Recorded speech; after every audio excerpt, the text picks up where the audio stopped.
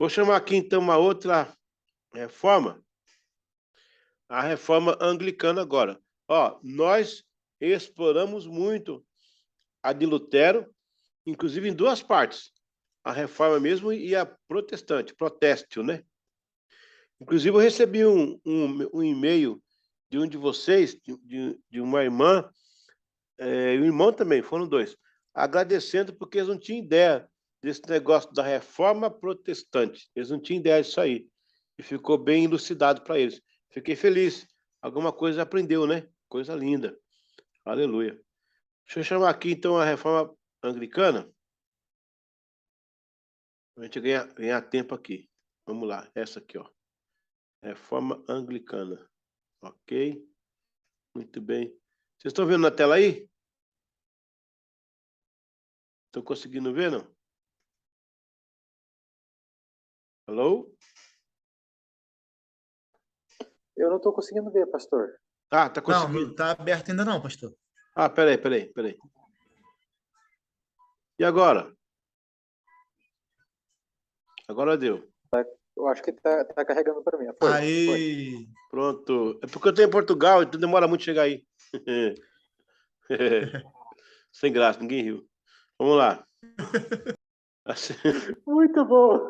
obrigado aí, Dê. Obrigado aí. Eu já ganhei um ponto na prova, hein? Oh, meu Deus. Aleluia. Vamos aí à reforma anglicana, ok? A reforma anglicana, ela vai encerrar o período da reforma. Nosso próximo bloco de estudo vai ser já o avivamento e missiologia. Aí terminamos a matéria. Então, a anglicana vai fechar o período dessas reformas, ok? Vamos aí começar, então, com a ascensão. Vocês conseguem ler direitinho essas letras aí? Porque parece que o Major me disse outra vez que não estava conseguindo ler as letras.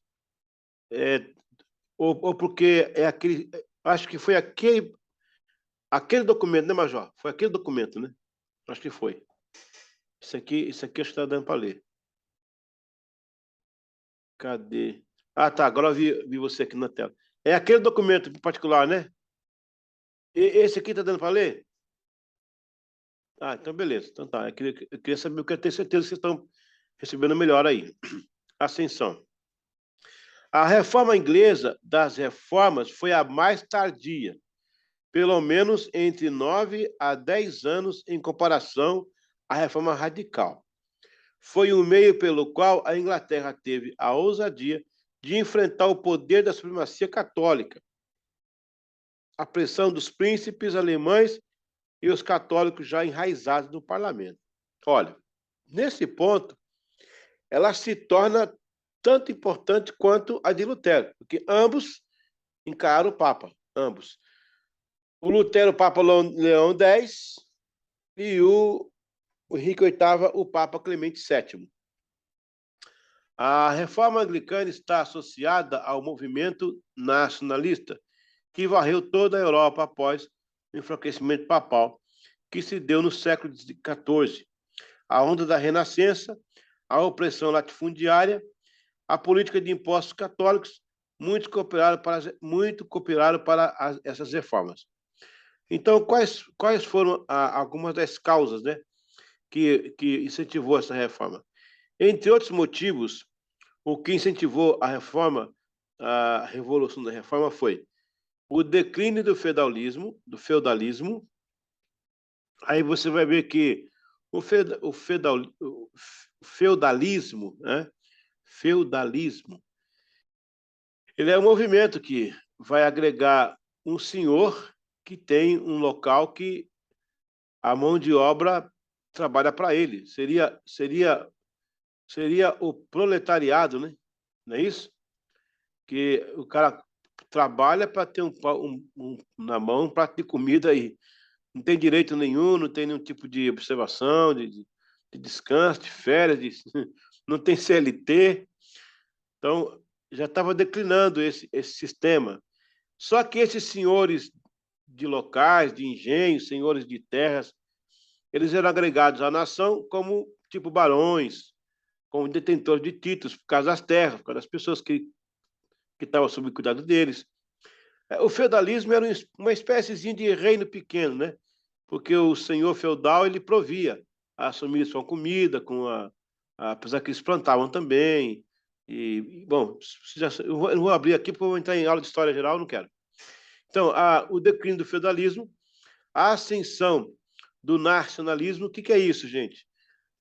Acontece que desde o ano 800, quando Carlos Germano chegou ao Império Sacrossanto, ele foi coroado pelo Papa, e logo em seguida o Papa, o Carlos Germano, com a força bélica, tirou um Papa e colocou um outro Papa, e esse Papa coroou ele como imperador do Império Sacrossanto. Só que quando chega no século XIV, que tem aquela confusão dos três papas, que o rei Filipe pega o Papa Urbano e tira ele de lá e mata ele, e coloca outro papa no lugar dele, aí Roma não gosta porque esse papa está em Avignon, na França, elege um outro papa, mas os franceses não aceitam, aí elege um terceiro papa que a Alemanha pega para si.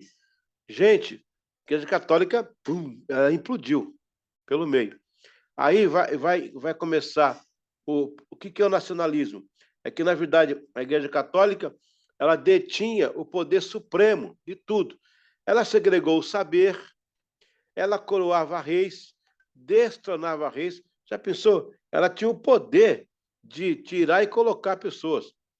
E aí, quando passa esse período aí que a Igreja Católica se enfraquece, então os países começam a correr atrás da sua bandeira, da sua história, da sua cultura, né?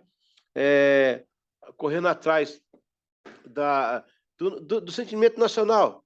Somos franceses, somos ingleses, somos holandeses, somos italianos. Eles queriam, sabe? Então, isso aí contribuiu também. O advento do direito comum, né? Direito comum vai entrar um pouco na área da filosofia, o caso do Erasmo e o pensamento crítico, né? A invenção da prensa, móvel por Gutenberg. Gutenberg também revoluciona o mundo com as impressões, e o aumento do número de Bíblias. Quanto mais a Bíblia era fabricada, mais abria a cabeça das pessoas. Então, essas foram mais causas que incentivaram a reforma inglesa. Tem mais coisa. Não é só isso, não, tem mais coisa. Aqui, ó. Como se sabe, a via paralela, muitos nos informou. A reforma anglicana foi trabalhada ao longo dos anos, alimentando uma possível libertação católica, e esse comportamento o povo foi aos poucos se acostumando. Daí o porquê não houve uma revolta popular interna. Pode ver que os países reformaram, mas ninguém contestou, ninguém foi para defender e deixou assim. Agora, o motivo maior. Depois de todas as causas possíveis, houve também um motivo impulsionador da reforma, que foi o pedido de divórcio de Henrique VIII, negado pelo Papa Clemente VII, em 1522. Esta reforma não teve a conotação teológica da magistral e nem da radical. Foi também uma disputa política, porque aí teve um atrito entre os dois. Já nesta altura, as divergências políticas, civis e até teológicas ocupavam a agenda dos atritos entre Roma e a Inglaterra. Muitos marcos civis foram ultrapassados pela Igreja, no Estado inglês, e muitas decisões de monarcas iam de encontro às ordens do Papa. Desta forma, estava totalmente desgastada a relação entre Igreja e Estado. É bom que se saiba, é bom que se entenda que a reforma da Inglaterra ela foi uma reforma pontual. Olha, Lutero teve lá seus embates na Dieta de Worms, ele teve um embate com o Papa Leão X, foi resgatado por Frederico, mas Lutero não tinha um governo, Lutero não era rei de nada. Ele só foi lá, deu o recado dele, foi resgatado por Frederico III e ficou no castelo de Wartburg, traduzindo a Bíblia, compondo os seus hinos lá, e depois morreu de velho. Já o Henrique VIII, ele é o rei de um estado. ele vai ter uma briga, disputa política com a Igreja Católica. Além do que eu falei lá, daquelas causas, havia outras aí. Você sabia que a Igreja Católica ela tinha a posse de quase metade do Reino Unido? Eles são latifundiários até hoje. Eu comprei um terreno no Nordeste para plantar uma igreja, paguei 2% a Igreja Católica de imposto. Olha aí. Então, até hoje eles têm isso na mão. E o Henrique VIII não pensou duas vezes. Isso motivou ele a romper também pelo sentimento de nacionalismo, né?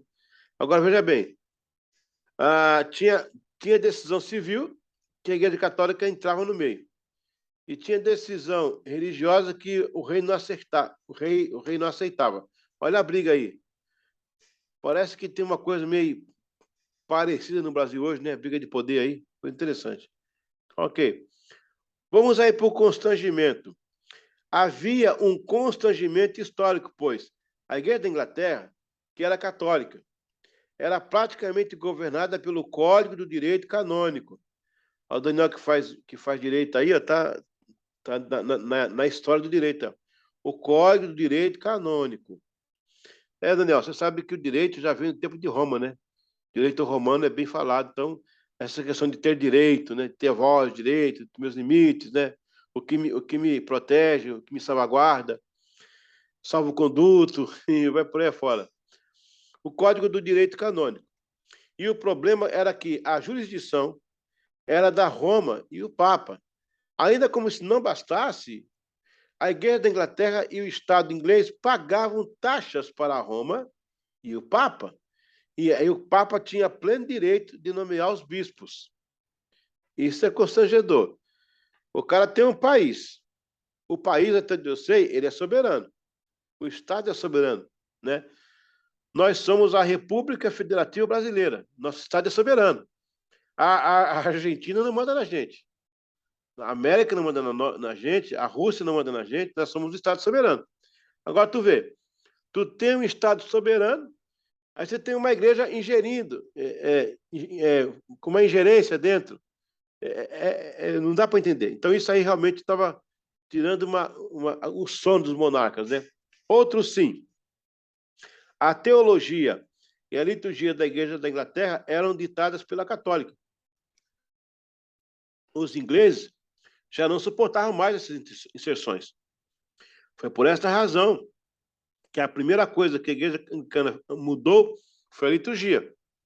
Ainda no tempo de Henrique VIII, Henrique VIII. E muito mais no reinado do Eduardo VI, o filho de Henrique. Foi Thomas Cranmer, como arcebispo da Cantuária, que estabeleceu a mudança litúrgica. A palavra archbiskopos, archbiskopos, ela vem do grego. Arche seria o primado, o primeiro bispo. Não que seja o primeiro a chegar ou a ser consagrado, mas na escada hierárquica, ele é o primeiro bispo. E ele coordena os demais bispos lá na diocese. É por aí. No entanto, sob o reinado de Maria I, que é a Maria Sanguinária, né, a reforma foi revertida. Aí a Igreja Anglicana é interessante, ela deu um passo para a reforma, depois a reforma para, depois ela continua. Interessante. Foi revertida e a Inglaterra voltou a ser submetida à jurisdição do papal. Todavia, na sequência, Elizabeth I reintroduziu a fé protestante. Uma situação difícil foi que a chegada da teologia reformada calvinista provocou uma guerra demorada no país, entre puritanos, católicos e anglicanos. Isso terminou depois que Jaime II foi deposto e o parlamento pediu a Guilherme III e Maria II que governasse em conjunto. Foi chamada de a Revolução Gloriosa. Então, vamos recapitular isso aqui. O Henrique VIII, ele brigou com o Lutero, na verdade. Ele era católico, ele assistia a missa 5 vezes por dia. Era bem praticante. Era amicíssimo do Papa Leão X. Chegou a elogiar o Papa E quando Lutero fez as teses, ele foi contra Lutero. Ele escreveu uma antitese contra Lutero. Lutero respondeu com uma carta mal criada, cheia de palavrão para cima dele. Interessante. Bom, ele vai implantar, né, o anglicanismo através do fundamento da igreja, da fundação da igreja. E você vai ter 3 grupos na Alemanha agora. Lembra? Com Lutero era um grupo só, que é os luteranos, né? Depois eles assimilaram protestantes lá. Na Radical eram vários grupos, eram 5, né? Isso o Ingrid, o do Menon, o do Gerard, o do Jacob, do George Fox. Tinha mais um aí. Os Amish, 5 a 6. Essa Radical aí, né, que é a do Henrique VIII, vão ter 3 grupos. Os católicos já eram os primeiros, os puritanos, que veio da vertente de Genebra, veio por Genebra, veio por Calvino, que é uma extensão do Lutero. O Calvino é um puxadinho do Lutero, entendeu? E aí veio, se os presbiterianos veem, querem me matar. Aí veio né, também os anglicanos, os católicos, os anglicanos e os puritanos na reforma da Inglaterra. Ele morre, a Maria, o rei Eduardo sobe, aí 500 puritanismo mesmo, né, para arrebentar. Mas quando o rei Eduardo morreu cedo, morreu jovem, ele tinha uma doença, a Maria sobe e ela mata 288 pastores, e quem conseguiu fugir foi para Genebra, foi para Holanda. Só que ao chegar lá, eles assimilaram o calvinismo. Aí quando a Maria Sanguinária morre, a irmã Elizabeth assume, a primeira, manda chamar de volta os exilados, os caras vêm já com o calvinismo no coração. E o calvinismo queria derrubar o monarca. Aí que ela vai reagir. Mas olha só, uma coisa interessante sobre Elizabeth I. A Elizabeth II morreu agora, depois de 500 anos, né? A Elizabeth I. Depois vieram outras rainhas, como a Ana, a Vitória e tal. Mas, de fato, monarca sem ser consorte, a Elizabeth II foi agora. A Elizabeth I, ela morre em 7 de setembro. A segunda morreu dia 8 de setembro. É mole? A primeira é substituída pelo Carlos II. A terceira pelo Carlos III. Dobre com esse barulho aí. A primeira é de 1533. A segunda morre em 2022. Olha, não sou Nostradamus, não. Só foi uma leitura que eu fiz rapidinho. Nada a ver, coisa com a outra aí, mas é interessante. Bom, então aí você vai ter a Rainha Elizabeth, que ela vai trazer de volta, né, no caso, o que chamaram de protestantismo, mas não era, já era uma parte evangelical. O Thomas Cranmer, ele vai criar uma liturgia diferenciada da católica, só para dizer que era diferente nessa reforma. Essa reforma tem umas coisas interessantes. Ó, a de Lutero continuou com as mesmas coisas, só tirou, acho que as imagens só, que os luteranos são iconoclastas, né? Mas a do Henrique VIII foi uma reforminha teté. Ela veio com livro de oração e liturgia, o breviário, que era um inário que tinha na época, o livro de homilia, era 21 mensagens que você tinha que pregar. Quem escreveu a mensagem foi o imperador, foi o rei. Esse cara aí, Henrique VIII, gente, ele foi um monarca diferenciado. Ele era da casa dos Tudors. Ele veio alto, porque aqui na Inglaterra o pessoal é baixinho, sabia? A maioria é baixinho, não é alto, não. O alto é os alemães lá para cima, depois veio lá em cima dos alemães, estão os países lá em cima, aqueles caras, os noruegueses, e vai para aí fora. Mas em si, normalmente o inglês é baixo, né? Ele era alto, 1,80 m, 1,80 m. Ele falava 5 idiomas, esse cara, 5 idiomas. E ele era teólogo também. Ele era teólogo. Ele fez um livro contra Lutero, precisa ver, bem feitinho. Só que ele tinha uns caras que ajudavam ele, né? O Thomas Wolsey, o Thomas More, o Thomas Cranmer e o Thomas Cromwell. Eram 4 Thomas. Toma aí. Os caras ajudavam ele. Montava... Tudo ele montava, por exemplo, quando ele foi separado da mulher dele lá, a Catarina, ele montou também um compêndio teológico para convencer o Papa. O cara é muito crânio, era muito crânio. Então foi interessante, esse cara foi tudo diferenciado. Aí veio também os 39 artigos de fé, porque a Igreja Católica tinha 6, depois tinha 10, o Crowley fez 39, o Wesley pegou e tirou lá um monte e ficou 14, 24. É interessante esse negócio. Vamos continuar aqui. Outra coisa que eu ia colocar para vocês também aqui.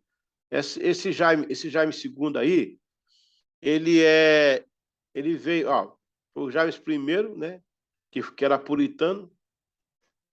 Era puritano. O Carlos, que veio depois, era católico, cortaram a cabeça dele. Aí veio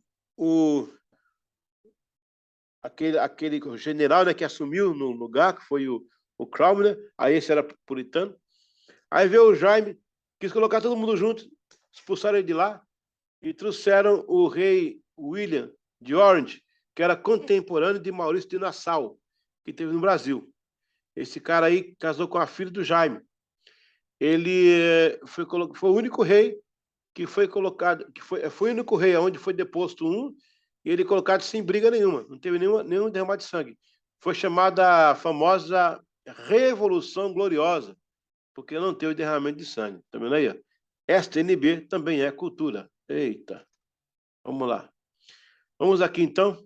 Glória a Deus. Passar para outra parte. Agora, olha que interessante. Gente, presta atenção. Ô, David, está acordado ainda? Presta atenção. Estamos aqui. As mudanças que a reforma faz. Quem está chamando aqui? Henrique VII? Não, Henrique VIII. Desculpa aí, pastora Célia. É Henrique VIII. Está errado ali, tá? Henrique VIII. Olha as mudanças, Daniel, que essa reforma fez. A reforma anglicana se deu, então, com a proclamação do ato da supremacia por Henrique VIII, quando ele se proclamou rei. Ele se proclamou chefe da igreja, né? Ok? A elaboração da nova liturgia pelo Crowner, que foi o livro da oração comum, o breviário, que era um inário de música, depois o Carlos Wesley se inspirou para fazer os inários wesleyanos, os 39 artigos de fé, o livro das homilias, era 21 mensagens que tinha que pregar, o pastor tinha que pregar essa mensagem que o rei mandava, entendeu? Ele não podia orar e nem buscar estudo, ele tinha que pregar o que o rei mandou. A iconoclastia, o que é iconoclastia, gente? É a abolição de imagens, certo? A iconografia é a absorção de imagens. A abolição de vestimentas hierárquicas, aquele negócio das cores das vestimentas, que o cara maior usa azul, o cara maior ainda é vermelho e vai para aí fora. Parou isso, né? E reduzindo só a poucas vestes sacerdotais. Agora, quais são as consequências que essa reforma trouxe? Após a reforma, houve um período de confronto entre os próprios reformadores. O interessante é que a reforma da Igreja Católica, anglicana, depois ela virou um liquidificador. Os caras lá dentro se degladiavam entre eles, né? Os puritanos invadiram a Inglaterra, os católicos defendiam como podiam, os anglicanos clamavam por uma terceira via, sem Roma e sem Calvino. Eu quero que vocês parem um pouquinho e pensem nisso aí. Eu vou dar 1 minuto para você pensar nisso aí. 1 minuto. Quando o Henrique VIII vai lá e diz, a igreja agora é anglicana, o que aconteceu? Os calvinistas viram nisso uma brecha para entrar. Por quê? Porque os calvinistas traziam algo diferente. E foi isso que eles viram no Crowner. Quando o Crowner fez o livro da oração comum, fez o breviário, porque tudo isso aí é novo. Ele criou para ser uma igreja diferenciada. Os puritanos viram nesse viés uma ideia para entrar com predestinação e com a ideia do governo representativo, sem um papa, um pastor, um central, uma coisa mais presbiteriana, né? Aí eles veem também isso aí, né? Os católicos se defendem como pode, né? E os anglicanos agora respaldados pela rainha, no caso agora vai ser a Rainha Elizabeth, a primeira, eles vão clamar por uma terceira via, sem Roma e sem Calvino. Tudo isso se protagonizou quando foi feita a Declaração de Direitos, em 1688, logo depois da Revolução Gloriosa. E logo a seguir o Ato da Tolerância, em 1639. O que foi esse Ato da Tolerância? O William, quando ele assumiu, o William lá de Orange, quando ele assumiu a Inglaterra, falou, meu Deus, que confusão é essa aqui? Opa, para aí, todo mundo, para aí, todo mundo. Já que não dá para tirar foto todo mundo junto aí, não foi o seguinte, vamos tolerar uns aos outros. Tá bom, eu vou tolerar esse, aquele, cada um faz seu caminho. Só que nessa época o puritanismo já foi declinado, já foi sucumbido, o catolicismo continuou lá reinando e a Igreja Anglicana teve a sua superioridade. Com o Ato da Tolerância, os puritanos ruíram, os católicos diminuíram e os anglicanos cresceram. Os anglicanos absorveram as doutrinas calvinistas, mas rejeitaram o viés político dos puritanos. Assim, deu brecha para o surgimento de uma ação eclesiástica com uma igreja estabelecida em um número de pequenas igrejas, e estas foram independentes. Aí, pessoal, presta atenção, presta atenção. Agora vão nascer os batistas, os presbiterianos, quer dizer, o presbiteriano já existia, eles já vieram lá da Escócia, com o governo de presbíteros e representativo, mas com o Ato da Tolerância, aí eles explodem. Vão nascer os congregacionais, e logo posteriormente vai nascer os wesleyanos, que depois desse período virá o período de Sanders, que são os não conformistas, e de lá saem os wesleyanos. Então, olha só, presta atenção. Agora eu tenho aqui na Reforma Anglicana, eu tenho agora o surgimento dos batistas, dos metodistas posteriores, dos congregacionais, dos presbiterianos. Presbiterianos, eles são híbridos. Eles nascem, eles vêm um pouquinho antes que a Reforma de Lutero. Ele pega um pouquinho lá o Lutero, assimila Calvino, e vem para a Inglaterra e traz o puritanismo para cá, e aqueles são solidificados, vão para a Escócia, e lá eles são fortes, com John Knox, tal, eles se estabelecem lá. Então, eles nascem aqui dessa confluência aí. O primeiro ato foi o ato da uniformidade. O Carlos II disse assim, vamos, todo mundo ficar junto aí na foto, mas não deu certo. Aí veio o ato da uniformidade, para tentar todo mundo fazer uma regrinha só. Não deu certo. Foi quando os puritanos, os anglicanos começaram a deixar as igrejas, entre eles o Bartolomeu, que era o avô de Wesley. Aí veio esse rei e falou, já que não dá para juntar todo mundo, vamos fazer uma tolerância, vai, tolero vocês. Aí foi quando nasceram os pequenos grupos aí. Mas mesmo assim, a Igreja Anglicana ela vai reagir ainda, para tentar coibir esse pessoal, mas não consegue não. Não consegue não, porque nós estamos aqui hoje, né? Não conseguiram, né? Vamos lá. Estamos aqui hoje. Valeu, né? Ok, vamos lá. Deixa eu ver se tem algum chat aqui. Não, tem não. As novas denominações. Eu acho legal esse estudo da reforma. Olha, nós já estamos nisso há um bom tempo. Eu não sei se a turma da primeira etapa lembra, a gente terminou com a reforma. Nós fizemos uma boa parte da reforma. E eu continuei agora com a reforma de novo. Quer dizer, só dei uma pausa ali para a via paralela, mas já estamos na reforma aqui de novo. E tem mais coisa ainda. Eu tenho mais uma aula sobre reforma. As novas denominações. Esses grupos independentes foram perseguidos pela própria igreja anglicana. Com o passar dos anos, se identificaram como dissender, depois batistas, congregacionais, presbiterianos e tardio com os metodistas. Com exceção dos wesleyanos, as outras denominações tiveram suas origens paralelas com a reforma magistral, pois carregavam a doutrina reformada. Aí que está, esse ponto é interessante.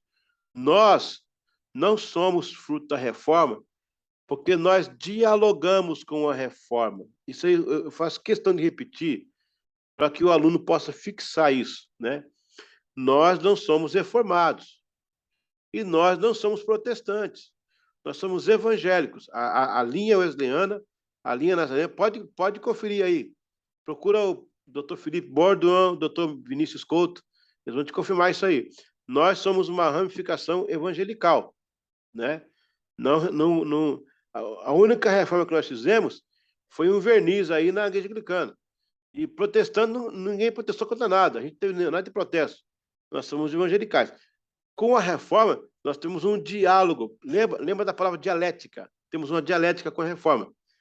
Que nós aceitamos na reforma o quê? Aceitamos as solas, aceitamos a justificação pela fé, o sacerdócio universal dos crentes, né? A gente aceita isso aí. Tem coisa da reforma que a gente não aceita, tipo a questão do predestinação, o calvinismo, né? A depravação total. A nossa depravação total ela é parcial. Nós não temos nada a ver com o infralapsarianismo, que é o decreto após a queda, o supralapsarianismo, que é o decreto antes da queda. Não temos nada a ver com isso. Somos sinergistas, não somos monergistas. Nós não temos nada a ver com o padre Pelágio e com o pelagianismo, e nem tampouco com o semi-pelagianismo. Então, quer dizer, tem que diferenciar isso, aí que o pessoal entende quando eu falo que a nossa ramificação não é da reforma. Isso tem que diferenciar. É óleo e água, não tem jeito. Se não houvesse a reforma, existiriam os wesleyanos e os nazarenos hoje, não seria problema. Teria do mesmo jeito. Mas já que a reforma aconteceu, a gente foi lá e pegou algumas coisinhas lá, uma azeitona, pegou uma pizzazinha lá e trouxe para que tá legal, isso aqui dá para gente. E beleza, vamos caminhar. Eu quero que você tenha na cabeça, gente, uma imagem. Por exemplo, se eu colocar uma parede aqui entre nós, a gente não se vê. A parede nos impede de ver. Mas uma cerca, não. Na cerca eu dou um oizinho, um tchauzinho, de vez em quando aperta a mão, mas cada um no seu quadrado. É isso que tem que entender, para não fazer confusão com a cabeça. Por isso que essas aulas, elas vêm para abrir a cabeça da gente e a gente entender melhor. Ok. O núcleo da reforma, né? De certo que o impulso da reforma teológica anglicana teve suas raízes com os Lollards. Quem são os Lollards? São os seguidores do Wycliffe. Quem é o Wycliffe? É o cara que reclamava a mesma coisa que Lutero reclamou. Mas a reforma inglesa obteve verdadeiro apoio político quando Henrique VIII subiu ao trono inglês em 1509. Henrique chegou a ser católico praticante. Chegava a assistir às 5 missas por dia. De mente astuta, ele permitiu ser influenciado por seus assessores, que o ajudavam dia e noite. O rei era, portanto, influenciado por quem quer que conseguisse se fazer ouvir. Daí se explica sua rápida reação às teses de Lutero. Brigou por isso, por amor à Igreja Católica na época, mas mudou de ideia assim que o Papa negou o seu divórcio. Assim ficou inimigo dos dois. Interessante, né?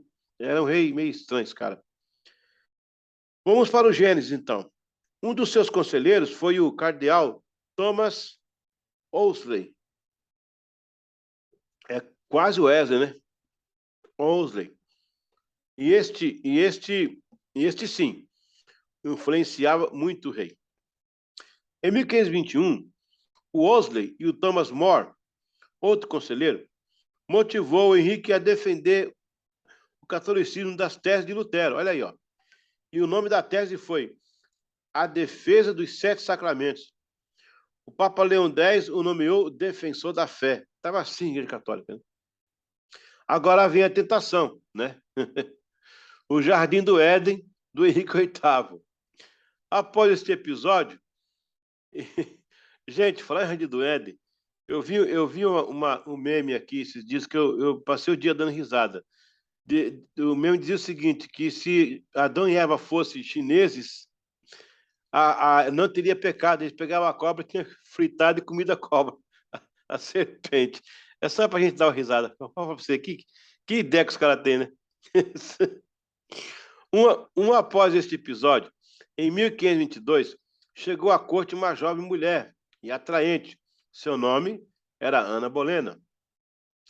Ela era a dama de honra da rainha Catarina, que era a mulher dele, né? 2 anos antes, nos fins da década de 1520, Henrique já desejava o divórcio de Catarina. E uma das causas era que não dava luz a um filho, a um herdeiro homem. E a sua única filha era a princesa Mary. Outra situação era que ele casou por aliança de coroa.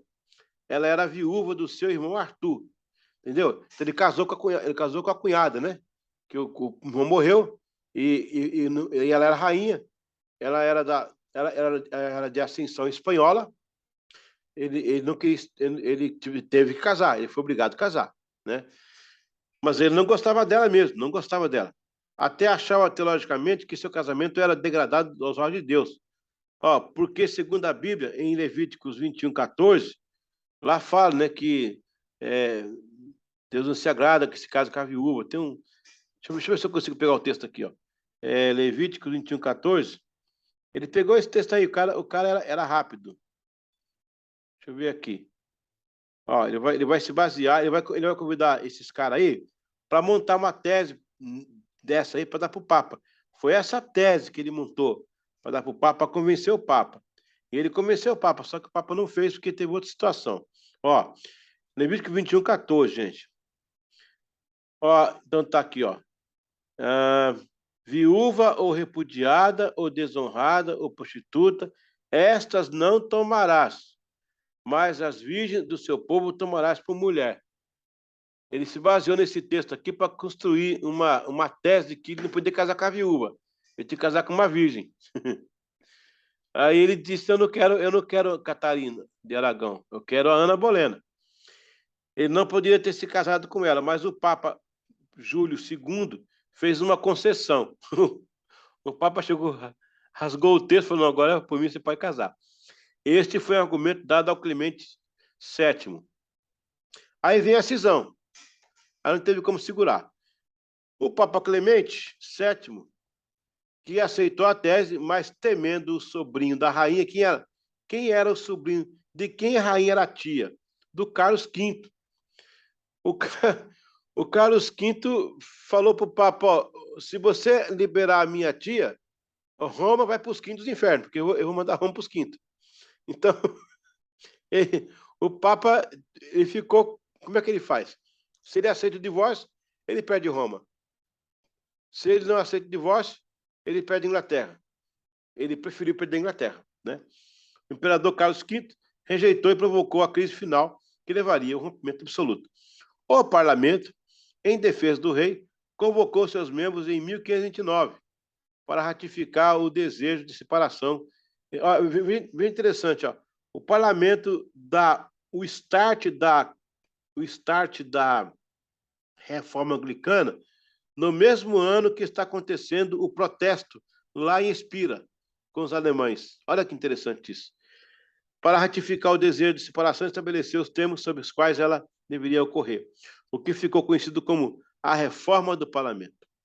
Thomas Cromwell era do parlamento, uma liderança ativa e viu o parlamento ao lado do rei. Um dos seus principais companheiros foi o Thomas Cranmer, que logo se tornaria arcebispo.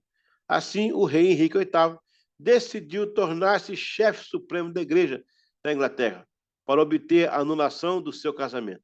Em seguida, o parlamento inglês decretou que os impostos religiosos não fossem mais pagos ao Papa, mas ao rei. Vocês perceberam? A primeira medida, né, foi o cara se tornar rei, chefe da igreja. A segunda medida foi financeira. Eles não aguentavam mais pagar imposto para a Inglaterra, né? E que a igreja anglicana podia deliberar sobre as próprias questões internas, sem recorrer a Roma. Quer dizer, foi uma cisão. Como resposta, o Papa excomungou Henrique, ficou muito nervoso. Os mosteiros seriam saqueados, destruídos, e os seus bens foram confiscados e vendidos. Assim estava consumada a reforma anglicana. Deixa eu colocar mais um ponto aqui para vocês. Espera um pouquinho. Ok. Esse Thomas Cranmer, né, que vai ajudar aí na... Ô, gente, eu sei que é muita informação. É muita informação. E eu ainda não falei nada, cara. Se eu pudesse, eu falava isso aqui 4 horas. Por isso que é bom estar gravado. Eu peço a vocês, eu só não vou me ajoelhar aqui, porque fica chato. Mas, de vez em quando, vai aqui na internet, assiste a aula de novo, anota e tal. É muito importante você saber essa ideia, entendeu? Vamos lá, deixa eu dar mais um bônus aqui fora do que está escrito aí. O Thomas Cranmer, eu moro na Inglaterra, perto da casa dele lá. Eu estou falando da história e dentro da história. Mora perto da casa dele lá. Esse cara era um grande teólogo. Meu, pensa no teólogo. Esse cara colocava o Vinícius e o Bordoano no bolso. O cara era bom, o cara era bom. Pensa no cara bom. Pra você ter uma ideia, ele escrevia na linguagem original. Era hebraico, grego. Ó, se você vai discutir com um cara desse, você tem que pelo menos escrever em grego, né? Você não escreve? Então, tchau, querido. O cara era bom, o cara era bom. Esse Kraumner, ele acabou engravidando uma moça. Aí, quando ela apareceu grávida, todo mundo ficou sabendo, aí a escola tirou ele da direção, porque é celibatário, porque era igreja católica. Mas a moça foi ter o neném e ela acabou morrendo no parto. Morreu ela e a criança. Quando eles morreram, aí colocaram ele de volta para lecionar. Ele vai para uma cidade chamada Hastings, eu estive lá na cidade.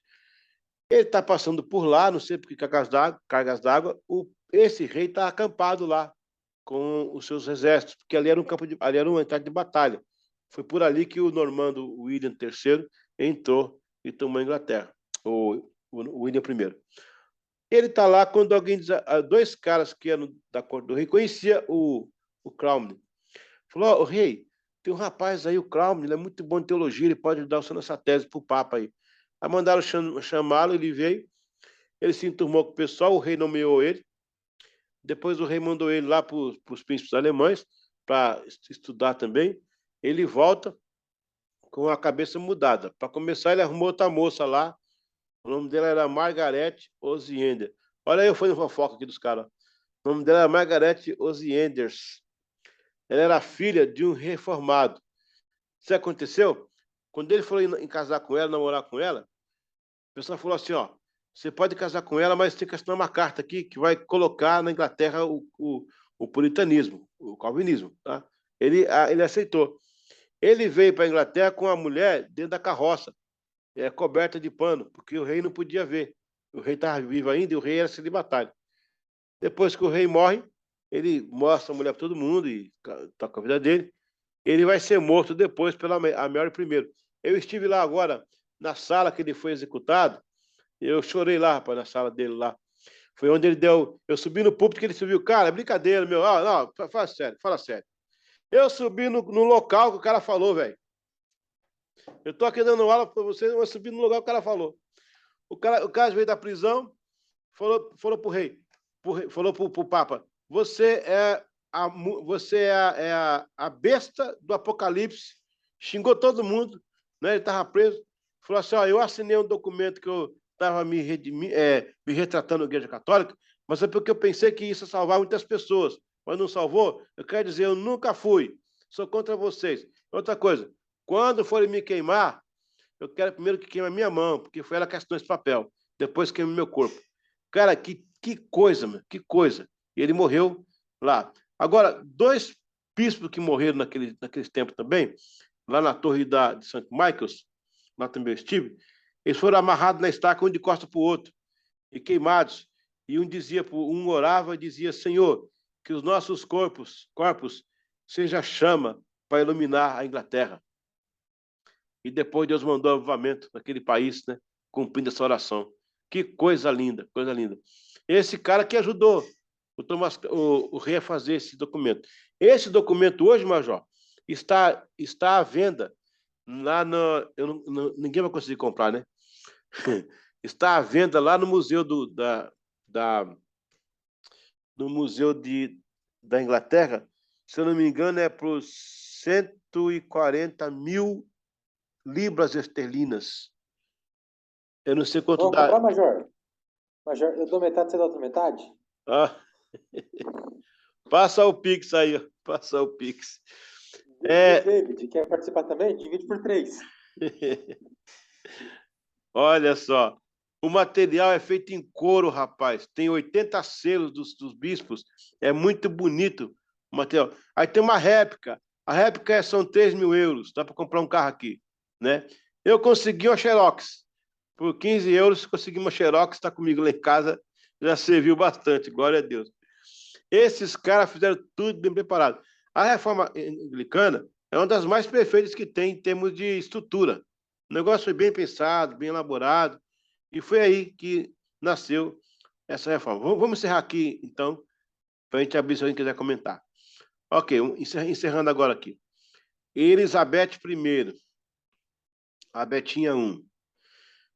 O estabelecimento sob o governo de Elizabeth I, de 1558, alguém mandou um chat, espera um pouquinho, alguém mandou um chat aqui.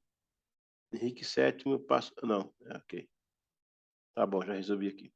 O estabelecimento sob o governo de Elizabeth I, de 1558, tem uma igreja da Inglaterra claramente protestante, mas moderada, como reconheceu a sua herança católica e apostólica.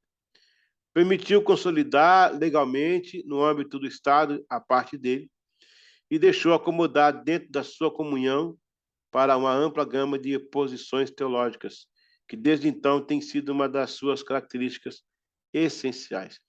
Elizabeth criou uma igreja autônoma, cujos artigos de fé representavam um compromisso entre instâncias católicas, luteranas e calvinistas, e contentaram grande parte dos cristãos da Inglaterra. Então, o que aconteceu com essa reforma? A religião consolidada no reino de Elizabeth, que ela reinou de 1558 a 1603, né? A lei dos 39 artigos, que depois John Wesley vai transformar em 24 artigos. Terras da igreja confiscadas e vendidas aos nobres, aí fortalecimento do rei. Veja bem, o rei pegou as terras, vendeu aos nobres e esses nobres ficaram leais ao rei. Naquela época era muito legal a questão da lealdade. A lealdade era um voto. Não confunda lealdade com fidelidade, tá? São distintos e diferentes. Fidelidade é um contrato que vai até ele ser quebrado. Quebrou o contrato, você foi infiel, acabou. O leal pode quebrar o contrato, ele continua firme. O leal vai até a morte com você. O leal é enterrado vivo do seu lado, o leal. O fidel não, o fiel ele quebra, se ele quebrar o contrato, acabou. O fiel vai até você pisando na bola. Pisando na bola, ele sai fora. O leal, você pisa na bola, ele continua contigo, porque ele é leal, entendeu? O culto e hierarquia semelhante ao catolicismo. Claro que aí vai ter a sessão litúrgica diferenciada, mas a questão é que era o mesmo Deus, o mesmo Jesus. Então, eles adoravam a mesma coisa. Desculpa, não é a mesma coisa. Adoravam o mesmo personagem, né? Não é coisa. Doutrinas inspiradas no calvinismo e luteranismo, mas sem o viés político. Lembrando que o puritanismo tinha o viés político, o viés comportamental e o viés teológico, tá? A autoridade do Papa não é aceita mais e o latim é abolido dos cultos e vão fazer o culto na língua do povo, no vernáculo nacional. Um adendo aí, na questão do vernáculo nacional. Quem começou a colocar a missa na língua do povo não foi Lutero. Foi Johann Sebastian... não. É porque é mais para nós aqui... o John Huss, né? É o Ian Huss, o nome dele. É como se fosse João. John Huss. É ele que começa a colocar... Por que John Huss começou a colocar a missa na língua tcheca? Porque ele recebeu um terreno para construir uma capela. E quem doou o terreno falou assim, ó, nós vamos doar o terreno com duas condições. Que você pregue aqui na língua deles, né? Na língua do povo, na língua tcheca. Você quebre essa hegemonia do latim e pregue na língua deles. E tinha uma outra condição que eu não lembro, mas essa aqui era a principal. Aí ele começou a pregar na língua tcheca, foi quando ele foi chamado pela Igreja Católica de Constância, e lá ele morreu no fogo queimado por causa disso aí também. Então não foi Lutero que começou com colocar a Bíblia na linguagem do povo, não. Lutero copiou a ideia do Jan Hus e colocou na língua do povo, entendeu? Então assim a gente encerra. Tinha de queimar o povo, né? Oi? Tinha de queimar o povo. Era a pena de morte. Fora da curva já era, churrasco. Tinha mais coisa, né? Tinha mais coisa. Essas são as principais. Você sabia, Daniel, que era muito sofrimento, cara? Aqui na Europa, a metade do ano ela é frio, mais da metade, são 7 meses de frio, mas o calor que tem aqui é pouco também, é sempre úmido aqui as coisas. E muitas vezes, Dani, o cristão ficava na praça gritando por dias de dor. Ele não morria no mesmo dia, porque queimava devagar por causa da friagem. Tocava fogo, mas o fogo não pegava, e quando pegava, virava brasa, ele ficava literalmente assando, cara. Aí, o pessoal dormindo, não conseguia dormir, o cara, o cara chorando, cara. Madrugada, dia dentro, o cara chorando. Era pro povo, olha, era pro povo ter certeza de não fazer o que ele fez, que ia morrer queimado e daquele jeito lá. Foi quando as famílias tiveram a ideia de comprar pólvora e pagar propina para os soldados para espalhar pólvora. E a fogueira pegava mais chama e ele morria mais rápido. Os próprios familiares faziam isso para ajudar a pessoa a não sofrer. Nas primeiras vezes que o fogo ateava e era muito grande, cara, da pólvora, o pessoal dizia que era a mão de Deus. Olha a mão de Deus. Olha aí, mas não era pólvora mesmo. Então você vê que tempo que esse pessoal viveu. Que sofrimento que esse pessoal teve, né? Que coisa horrível, misericórdia.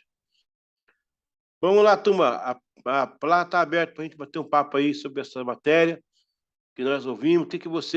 Se você não tem pergunta, eu queria pelo menos ouvir alguma coisa que você assimilou.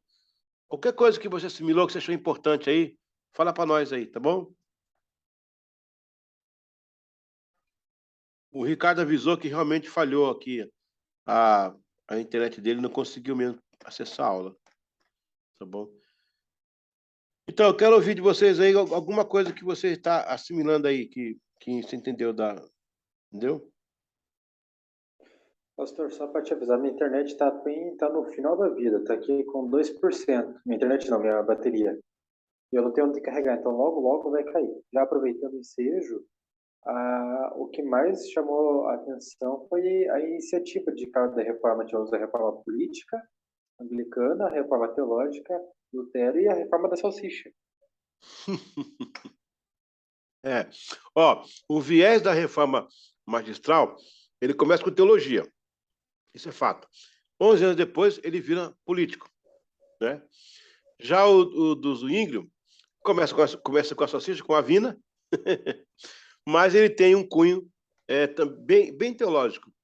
A anglicana ela começa com um cunho político e ela termina com um cunho teológico. Ela é ao contrário da outra reforma. Ela começa político e civil, né? Porque é o negócio do casamento também, e termina com uma breve liturgia nova, né? E dentro dela tinha os puritanos que tinham viés político, que eles eram anti-monárquicos. A ideia deles vai ser copiada pelos iluministas no século XVII, né? Eles tinham um viés também teológico, que assimilaram o calvinismo e a predestinação, e tinham um viés comportamental, que era a questão da vestimenta. Eu não sei se vocês já viram no filme americano a mulher se trocando, colocando um negócio aqui nas costas para não rebolar, para não mostrar, né, o rebolado dela. Alguém está falando aí. Major. Desgaste da relação, saiu. Deixa eu ver aqui. Então, só concluir. Eles colocavam um artefato para não rebolar, sabia? Isso é coisa puritana. A questão de esconder o tornozelo, o pescoço, que é uma leitura lá do hebraico, do hebraísmo, que os muçulmanos usam até hoje, né? Tem a questão da burca, tudo ligado a comportamento. É igual no Brasil, nos anos 50, o crente não podia jogar bola, não podia ir para o cinema, a mulher não podia rapar a perna, não podia pintar a unha, usar brinco, o homem não podia... Então, tudo a coisa externa é uma herança puritana também. Bom, tem coisa boa nisso, mas tem coisa também que é exagerada, né? Tem coisa boa também. O pudor, né?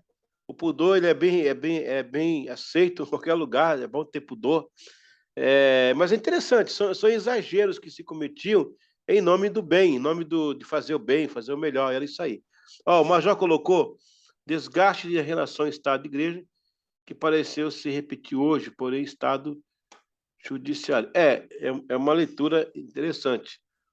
Hoje a igreja está no meio só fomentando aí essa Mas era isso aí, né? Era um choque de poder, né? No caso da igreja, naquela época, a Igreja Católica em cima do Estado. É isso mesmo. Parabéns, obrigado. Que mais aí queria colocar alguma coisa que você assimilou dessas aulas? Mesmo que não tenha pergunta, mas se você quiser assimilar. Ô, David, desencanta aí, David, desencanta aí. Manda bala aí, David. Tô aqui com a irmã Laura, ela tá quase pegando no sono. Oi, irmã. Chacoalha a irmã Laura aí. Ainda tem meia hora ainda. Não chacoalha não que vai chorar. Ok? Muito bem, pessoal. Vamos lá. Eu queria discutir com vocês uma outra coisa sobre a questão da avaliação. Deixa eu dar uma pausa aqui na gravação, porque isso aqui